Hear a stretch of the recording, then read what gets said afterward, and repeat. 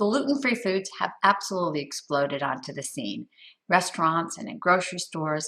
And one of our viewers wants to know, how do I know if I need to be taking and consuming gluten-free foods?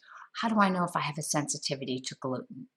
Well, if you've been suffering symptoms that seem related to gluten or wheat-containing products, it's possible you could have non-celiac gluten sensitivity. Gluten-free diets are essential for people who do have a celiac disease. It's a form of their therapy. But many people, it's estimated about 18 million Americans, have a sensitivity to gluten, just like they might have a sensitivity to lactose or FODMAPs, which are types of carbohydrates.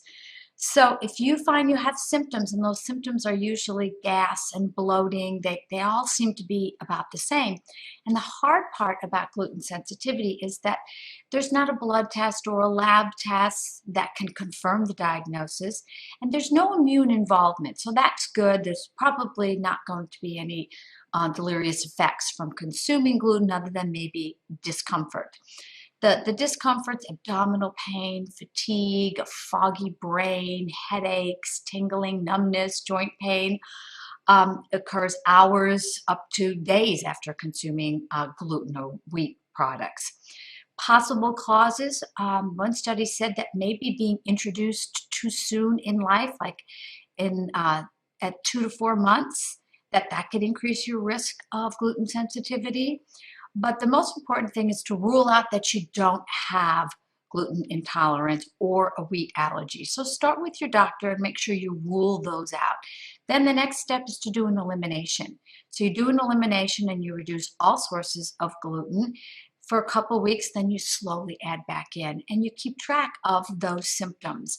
Are those symptoms removed when you eliminate the gluten-containing products, and do they return when you add it back to your diet?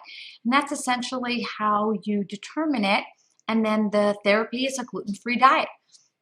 So it's simple, but yet it's complicated because of the lack of those blood tests. So it's a relatively new and emerging area.